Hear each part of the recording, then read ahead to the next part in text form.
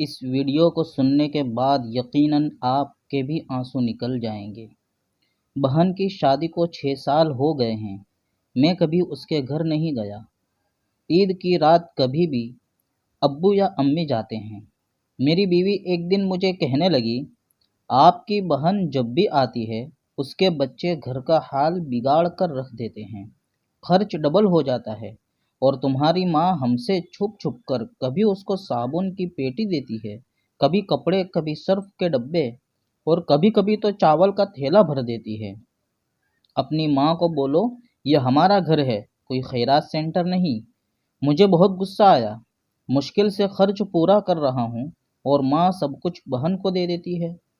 بہن ایک دن گھر آئی ہوئی تھی، اس کے بیٹے نے ٹی وی کا ریموٹ توڑ دیا۔ میں ماں سے غصے میں کہہ رہا تھا، ماں بہن کو بولو یہاں عید پہ آیا کرے بس، اور یہ جو آپ صابن، سرف اور چاول کا تھیلا بھر کر دیتی ہیں نا، اس کو بند کریں سب۔ ماں چپ رہی، لیکن بہن نے ساری باتیں سن لی تھی۔ میری بہن کچھ نہ بولی۔ 4 بج رہے تھے، اپنے بچوں کو تیار کیا اور کہنے لگی، بھائی مجھے بس اسٹاپ تک چھوڑ آؤ۔ میں نے جھوٹے منہ کہا، رہ لیتی کچھ دن، لیکن وہ مسکرائی نہیں۔ بھائی بچوں کی چھٹیاں ختم ہونے والی ہیں۔ پھر جب ہم دونوں بھائیوں میں زمین کا بٹوارا ہو رہا تھا تو میں نے صاف انکار کیا، بھائی میں اپنی زمین سے بہن کو حصہ نہیں دوں گا۔ بہن سامنے بیٹھی تھی، وہ خاموش تھی، کچھ نہ بولی۔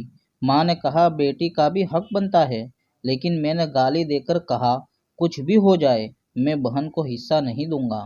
میری بیوی بھی بہن کو برا بھلا کہنے لگی، وہ بیچاری خاموش تھی۔ بڑا بھائی الگ ہو گیا۔ کچھ وقت کے بعد میرے بیٹے کو ٹی بی ہو گئی۔ میرے پاس اس کا علاج کروانے کے پیسے نہیں تھے۔ بہت پریشان تھا میں، قرض بھی لے لیا تھا ₹1,00,000۔ بھوک سر پہ تھی۔ میں بہت پریشان تھا، کمرے میں اکیلا بیٹھا تھا، شاید رو رہا تھا حالات پہ۔ اس وقت وہی بہن گھر آ گئی۔ میں نے غصے سے بولا، اب یہ آ گئی ہے منحوس۔ میں نے بیوی کو کہا، کچھ تیار کرو بہن کے لیے۔ بیوی میرے پاس آئی، کوئی ضرورت نہیں گوشت یا بریانی پکانے کی اس کے لیے۔ پھر 1 گھنٹے بعد وہ میرے پاس آئی، بھائی پریشان ہو؟